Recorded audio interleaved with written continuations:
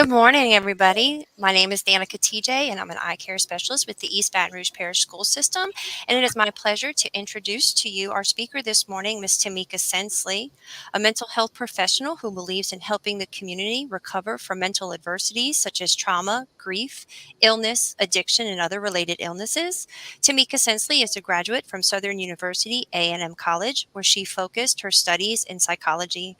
She was appointed by Governor Bell Edwards to the position of Human Trafficking Coordinator, where she is able to further help the community with children being at risk of being trafficking. Sorry if I messed that up completely, but may I please present Ms. Tamika Sensley, and if you have any other interest, please check the eye care website for additional bio. Hi, good morning, everyone. Thank you very much. Yes, again, I am Tamika Sensley, and I did have the pleasure of working with our traffic youth with Governor Bell Edwards. So I'm going to just get started with our presentation for the sake of time. And I just wanted to make sure that we are all on the same page with this disclaimer. I have no rights to this presentation. It was a training. It was a trainer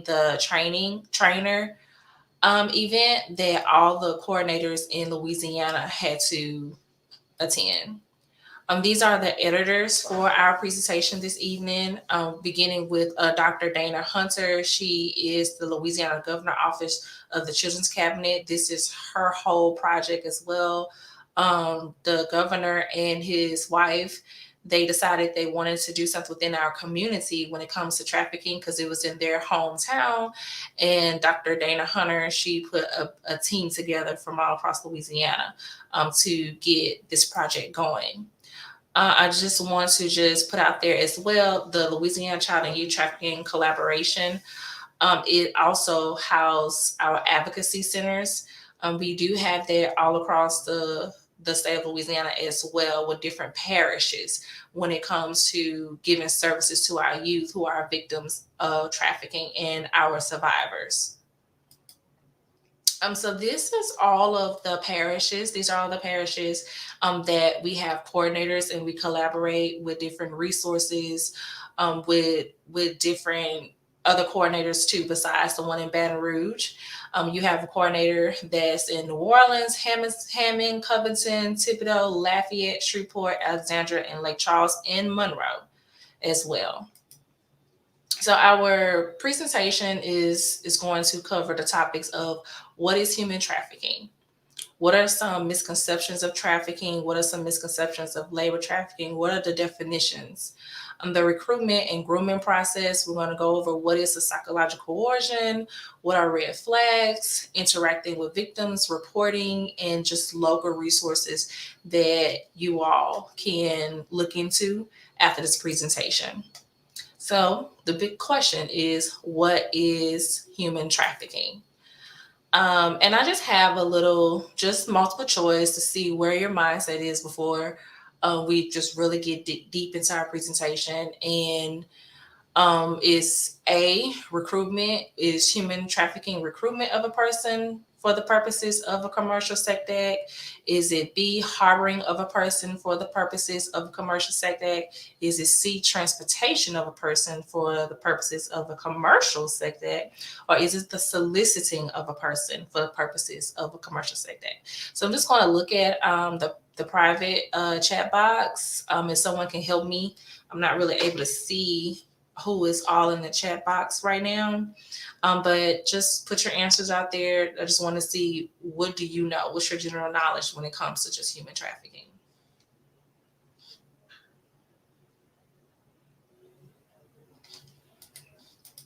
Okay. Did we get some answers?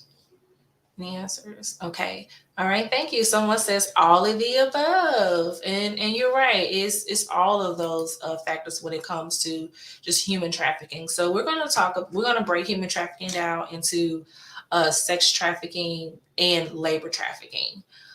Sex trafficking, as you saw earlier, it is the recruitment, the harboring, the transportation, the provision, obtaining, patronizing, and soliciting, when it comes to sex trafficking and when it comes to labor trafficking. We're going to look at the definitions between force, fraud, and coercion because those are the three main factors when it comes to child sex trafficking or just human trafficking. So this, what does that mean? What I was saying earlier with force, fraud, and coercion. These are the main three aspects of human trafficking that, as coordinators, we looked at. And the main one would always, what I will always find in my cases, with trafficking victims of the youth would be the coercion part. So it's threatening a child, saying you'll never be able to see your family again if you don't come with me. The controlling of communication, holding important documents, for especially with labor trafficking. If you don't come work with me, then you'll never see your family again, or you will be deported. You would be deported. Okay. What fraud as well is the false deception of work offers, and this is for the labor trafficking. They say, well, you'll come work for me, and I will pay you such and such amount of money. I'll pay you $10 an hour of money. But when the person gets there, when the child gets there, is nothing like that. So just making just false promises, debt bondage, threats with weapons, and drugging. Drugging is also the number one, is also in that category with the coercion, with trafficking with the youth. It will most likely be the vaping. So it seemed like the vaping is just a cool thing to do. So that's how the trafficker would get that child to just come and lure them in working for them. So I want to just go over common misconceptions. Just put in a chat box. What are some different misconceptions that you have heard when it came to labor trafficking or just the sex trafficking victims that you may hear in your community? We did a research with the coordinators, and we just came up with a couple that we would hear when parents would come into our advocacy center, and it'd be traffickers are always strangers. Well, I didn't think that. Well, some parents would tell me, I didn't think that my brother would be the one to do this. So that's a big misconception. Is thinking that traffickers are always strangers. Movement is required for trafficking. So they have to move constantly because they don't want anyone to locate their location.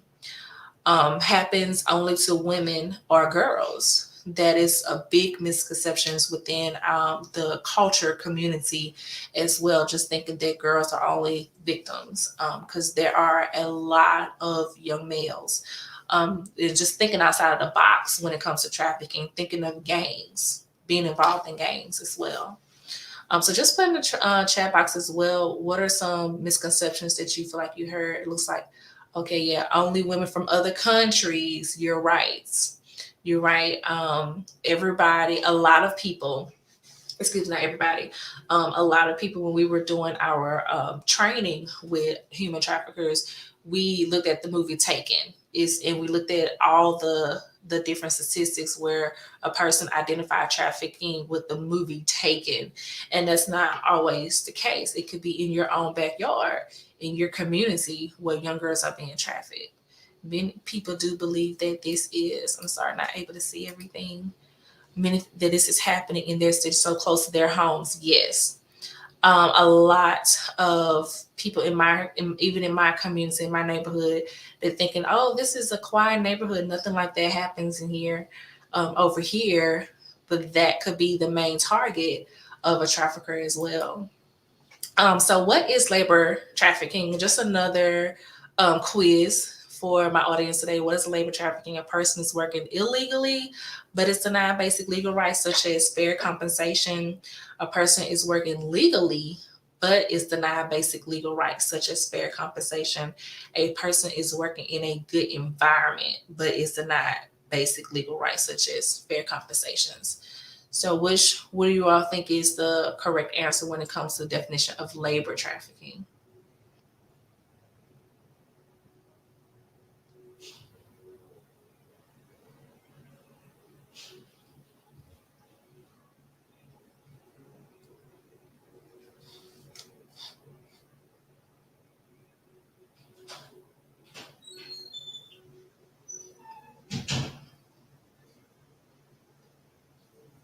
Okay, so I see someone has A. Someone has A. All. Okay. Okay, so let's just look deeper into the definitions of labor, child labor, and labor trafficking. Labor exploitation. So this it is exploitation, even if it's working. A person is working legally, but is denied the basic legal rights such as fair compensation. So just remember, you may have immigrants coming from another country, and they will offer a job, and it could be a legal age, but the compensation isn't fair. They're working over the hours that they're supposed to be working. They may be working, they're maybe 16 or 17 and working over the hours they need to be working as well. So it may be a legitimate company and it's a legal company, but their fair compensation is not legal. Okay, so the correct answer would be a person is working legally but is denied those basic rights of fair compensation. The child labor, you youth working under the legal working age engaged, as I was saying earlier. 14 is the legal working age in Louisiana, but some types of employment are off limits to youth. They're under ages 16 and 18. So we just have to be careful of what are the fair compensations when we are identifying a child who's a victim of labor trafficking. A person who was forced, defrauded, or coerced in providing labor or services. So that is, well, if a trafficker may say, if you don't come work for me, then I'm going to hurt your family, or you're never going to see your family again. So those are those coercions or defrauded services too when it comes to just labor trafficking. The sites types of labor trafficking in the U.S. So different sites, and you all are welcome to put in the chat box what are some ideas that you have when it comes to what could be a place of labor trafficking or what situation.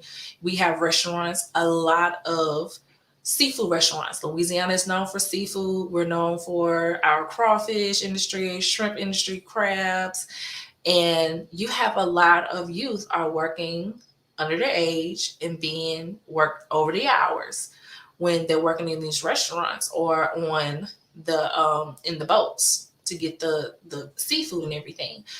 So some places are recreational facilities, healthcare, carnivals, carnivals as well. Arts and entertainment. Even a biggest one is commercial cleaning services.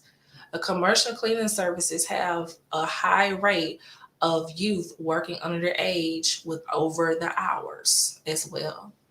So please put in the chat box what are your thoughts? What are you thinking as well?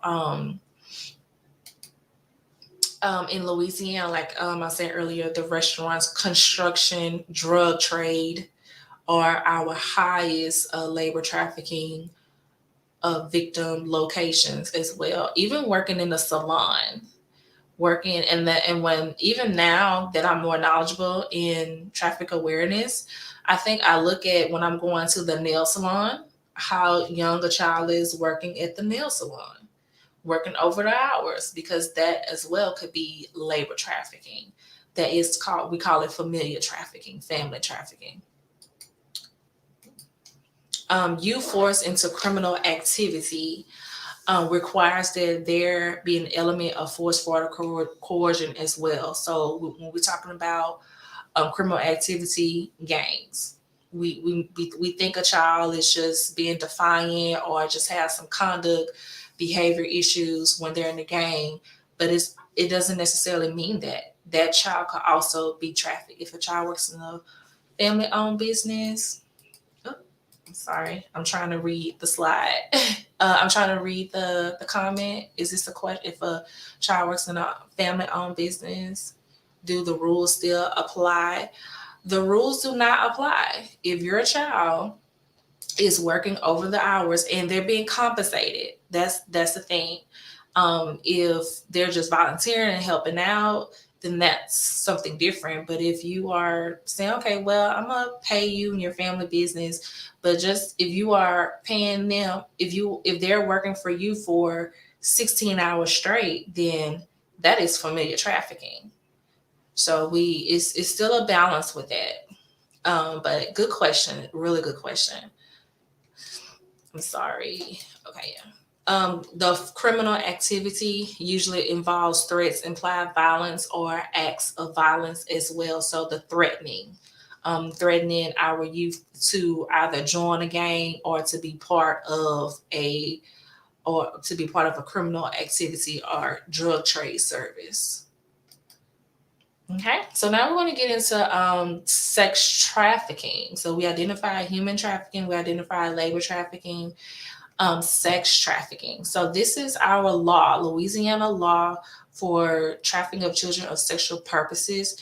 It is unlawful. It shall be unlawful for any person to knowingly recruit, harbor, transfer, provide, sell, purchase, receive, isolate, entice, obtain, or maintain the use of a person under the age of 18 years for the purposes of engaging in commercial sexual activity. So this is our law that Louisiana has adopted when it comes to commercial sexual activity. A lot of times our traffickers, they will use the, well, she wanted to do it, or she ran away, she knew that she was going to be in this type of job trade, as they would call it. But under the age of 16, no. So here's another little brain teaser. What does sex trafficking look like in our community? Do you see familiar trafficking? Do you see gang trafficking? I'm sorry, I have familiar trafficking twice. Or do you see children exploited through pornographic images? What do you see in your community?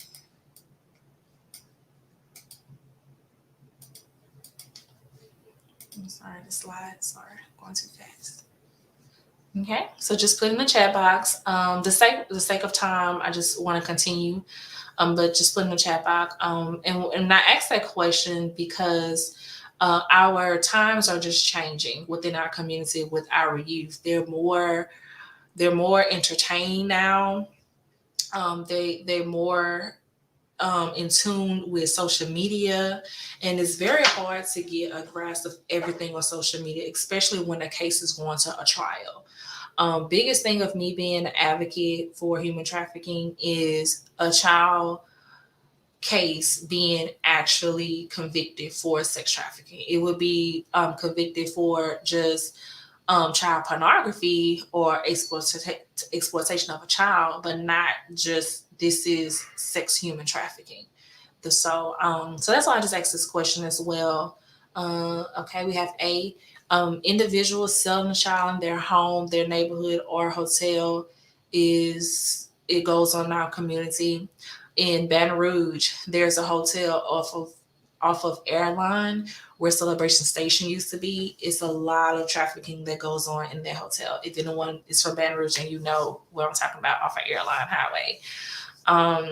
We have a lot of gang trafficking as well here. Shreveport, doing the statistics for Shreveport as well. Shreveport has a lot of gang traffickings. Yes, all. Children exploited through pornography images. Pornographic images is our biggest number one factor when I was the advocate at this Baton Rouge CAC. Most majority of my cases, 85% of my cases was from child pornography images. You have a person online, they say, oh, you look cute on Instagram, and they will just send them all type of pictures of themselves, not even knowing that this person is pretty much selling those pictures online. So we have safe harbor laws now in Louisiana as well that protect minors from being arrested or charged with prostitution related offenses. So any person that's under the age of 18 that is involved in commercial sex is considered a victim of human trafficking. A victim of human trafficking. So I just want to make sure that I force that they're a victim of human trafficking.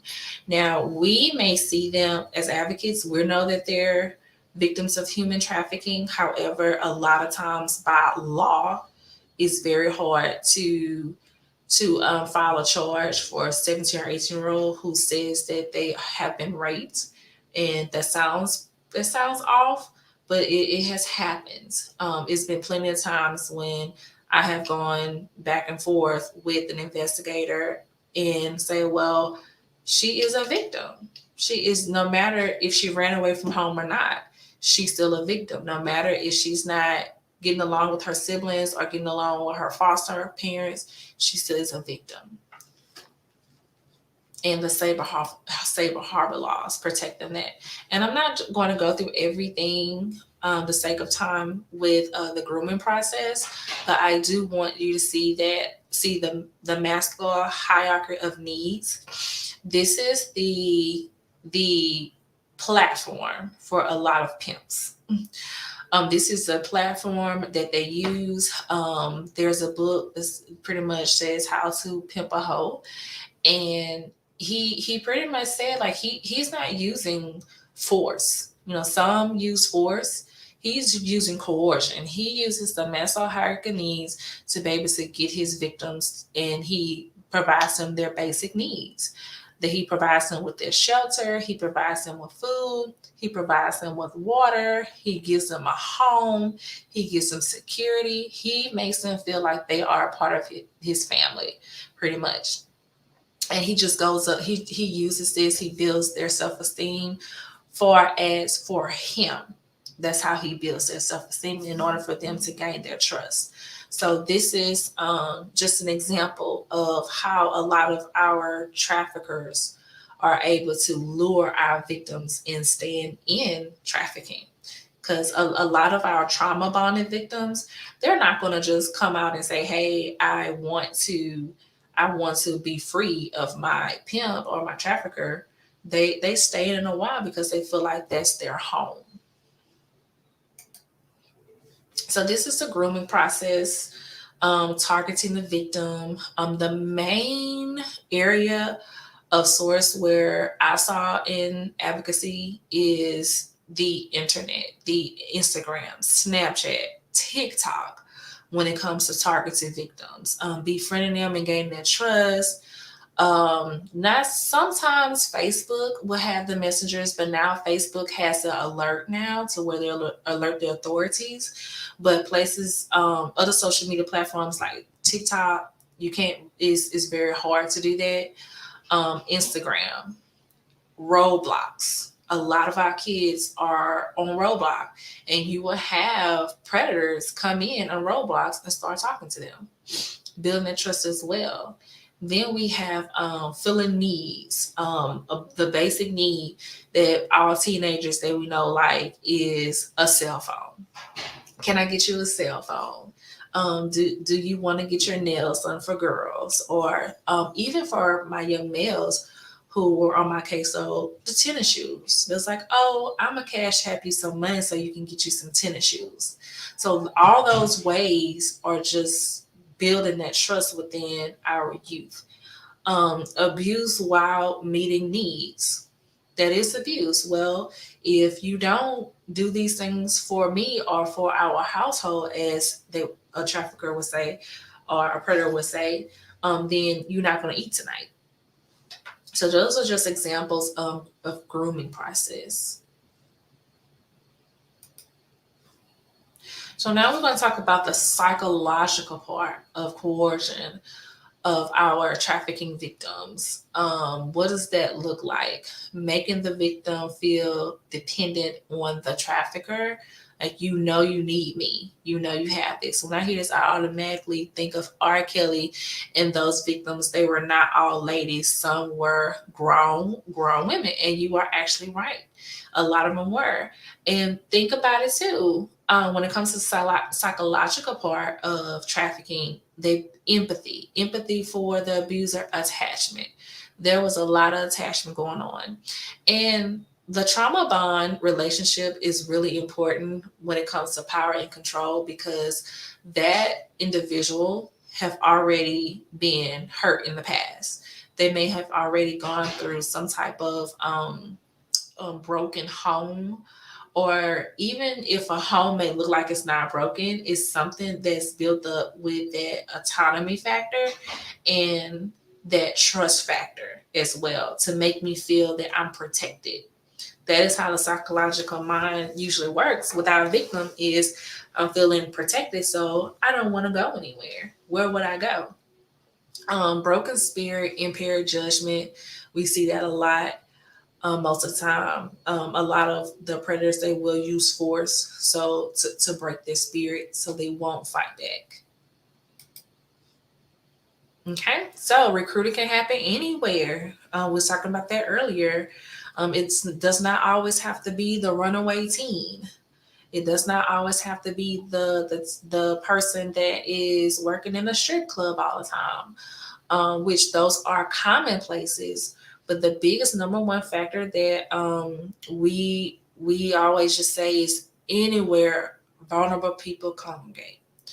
Any vulnerable person can be a victim of trafficking, and that's where recruitment can start. It could start at a park. Now, we do see a lot of the gaming with the live chat. During my time with the advocacy, the gaming system was a big thing as well.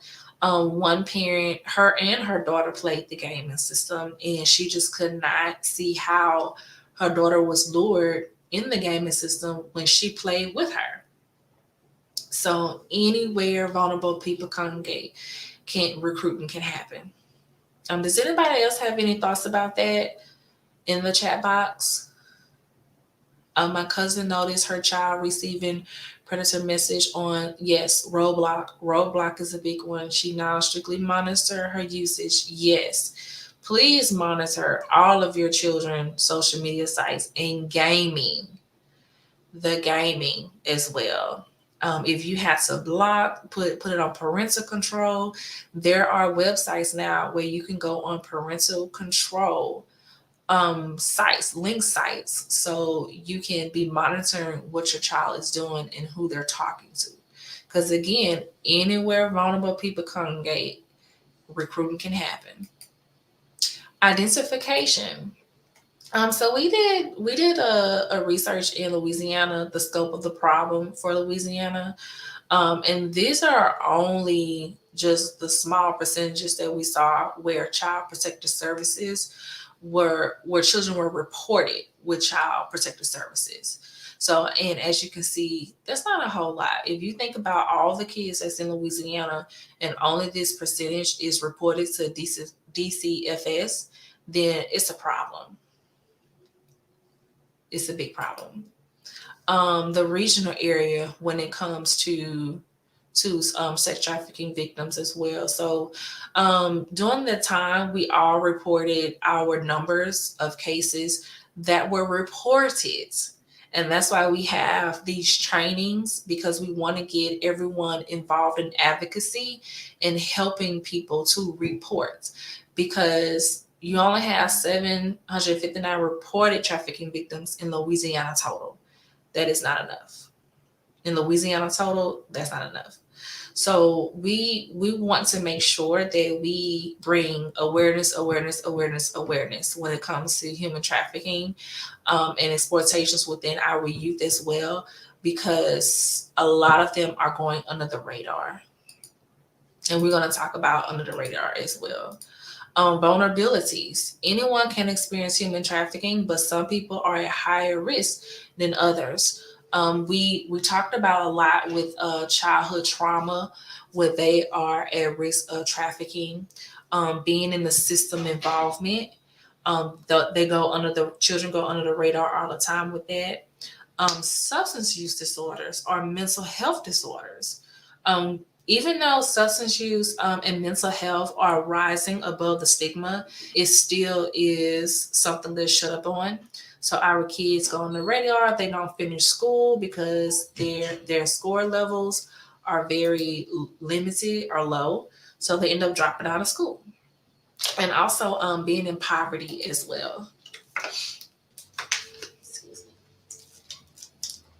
So we have some risk factors that are individualized and that are on the social scale as well. Previous abuse, when a person or individual has just been through any type of physical or sexual abuse and they have not been able to cope from that or heal from that with proper therapy or counseling, they are likely to be a victim again. Truancy, homelessness, loss of a caregiver. So, in the previous slides, we talked about vulnerabilities. These are vulnerable individuals when they experience these factors. And then the societal part as well is poor labor protections.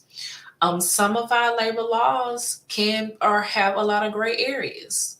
So a lot of kids, someone asked earlier, well, if my kid is working for my business, how would that, be, would that be a labor law as well? So there, it can be, but then there are some areas where it won't be because there are a lot of cultures that have their kids working for their businesses.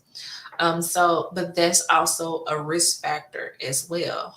Having the lack of resources, racism, your sexuality, those are vulnerable risk factors. Barriers to identification. Victims often don't self identify as victims. They do not. Even when they come to the advocacy center, they come to counseling, they even come to the school counselor. They know something is wrong and they'll talk about it, but they do not identify themselves as victims at first. And it's most likely because of fear. They don't want to give up their they don't want to give up their pimp, or they don't want to give up their perpetrator because of safety issues or reasons. Shame and humiliation. All trafficking victims do not come from poor walks of life. You have some that came from a really good home, two-parent households, and stable environment, and there too can be vulnerable and be victims of trafficking. So that there is a lot of shame and humiliation from that. I don't want to tell my parents because I know they're going to be upset with me. So that is a barrier right there. And you have language barriers. One big thing too with working in advocacy is a lot of Hispanics would not come and report. They don't trust the law enforcement.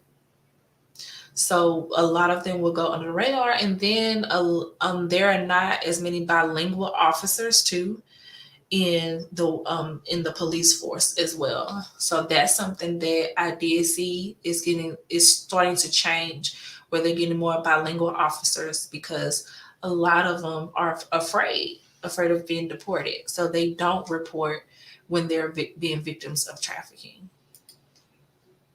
So this is flying under the radar.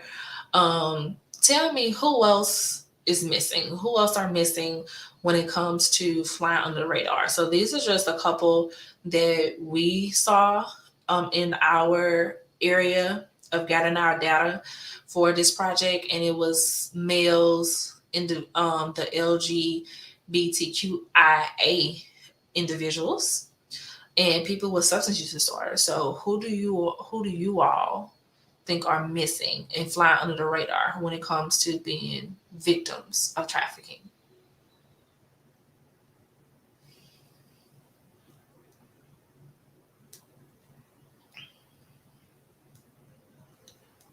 Office of Youth Families. This is Amiana. Good morning. Fears of this population is so important to flag. I'm sorry, I'm trying to see the comment. Okay. Bilingual piece. Yes. Yes, they are. There are. Yes, because a lot of our Hispanics, they don't speak any English. Their younger children, the youngest children may speak English, but they are very afraid to come and report any type of abuse because the fear of being deported.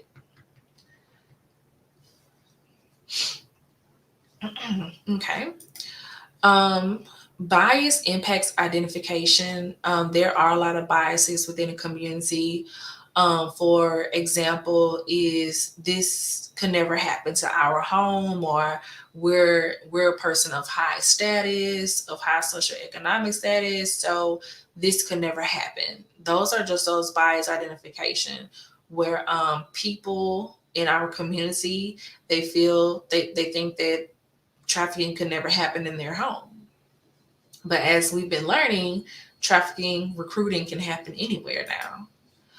Potential indicators we is the truancy. A lot of times we may see our young people where they're so anxious all the time, and we think, oh, they're not able to focus, they're not able to think, or they're not able to concentrate while they're in the classroom. But that just being mindful that this child may be going through something in their environment. So those are potential indicators that something could be wrong.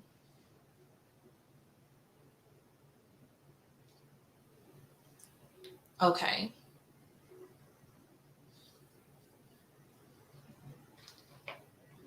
Okay. I'm trying to read the chat box. I'm not all the way there, reflecting on how important it is to be flag this. Important it is to flag this. Okay. All right. Can you be more specific in what you're asking? Okay. So, support for victims. Support for victims. Yes, the homeless as well. Support for victims. We want to make sure that we stay in trauma informed care. Okay. This is the way that we can better support our victims with when it comes to surviving and healing from their trauma. Taking the time to build rapport, because remember, they're not going to always say identificate. They're not going to always say I am a victim. Okay, of trafficking.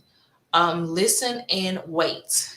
Listen and wait. It's better to listen to our victims than to constantly be talking.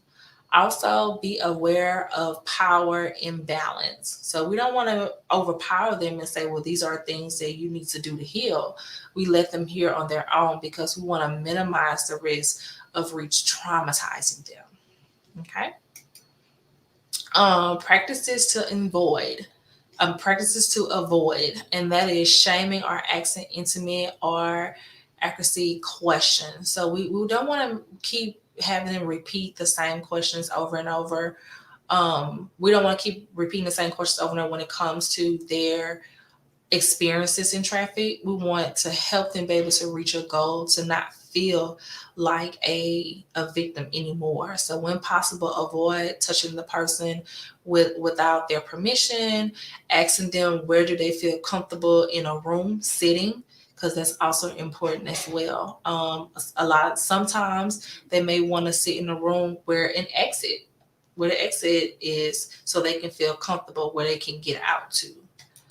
um, Reporting minor trafficking victims. Reporting minor trafficking victims. These are some numbers for us to look at, for anyone to look at as well when it comes to reporting. So you must report to DCSF off top if you see any type of trafficking going on, or you see any type of risk factors or indicators going on within a person. You can call the hotline, of course, for trafficking victims for adults. But when it comes to the youth of trafficking victims, you must call the DCFS hotline. Always report to local law enforcement. Um, on the slide, I have the FBI number.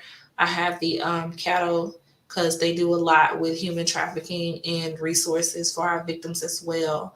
And then call the national hotline too. If you have any questions or just need any type of assistance, call the national hotline. And these are also some resources as well too. The Gingerbread House with Children Advocacy, purchase not for sale hotline. These are all just additional resources where you can get pamphlets from, where you can get just more information and awareness from as well. I also put the Baton Rouge Children Advocacy number as well too, if you want a local place, a local location to be able to get more information from. And I work closely with Empire 225. Empire 225 has they go out into the community to our youth and adults as well. They have adults and youth that they reach out to for mentorship. So, do we have any questions? Oh, and these also some training resources as well. Some training resources to get additional knowledge and education when it comes to human trafficking. Okay, so we have 10 minutes left. So choosing, I want to get to the time for any questions that you may have.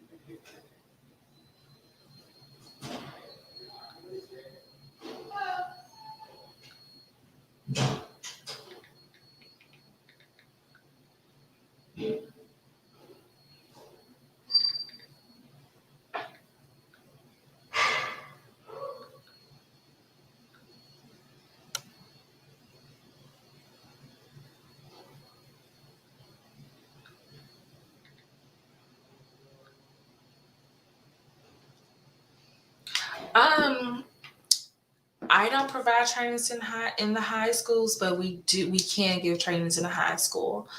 You can contact the Baton Rouge CAC, and I will go back to their number, and they can tell you if they can provide I'm sorry, presentations and trainings within the school in your parish. So the Baton Rouge CAC, they can do the EBR parish, but the coordinator will have to direct you to who can do trainings within that parish as well. So just I'm gonna go back to their number.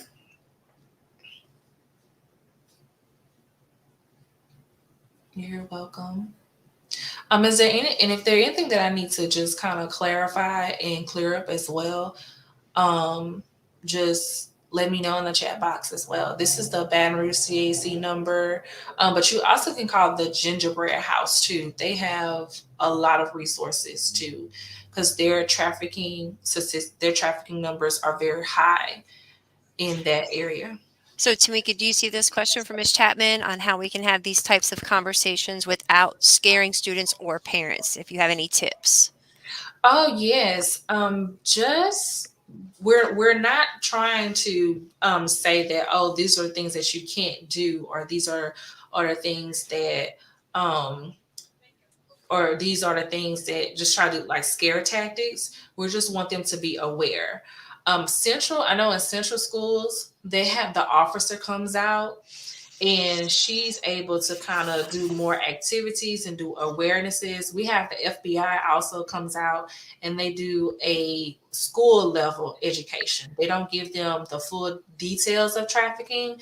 They just give them more of awareness, what to look out for. So just any tips would be on just the social media, being careful of who you give your name to, your address to. So just give them more of tips of how not to give their personal information out on social media.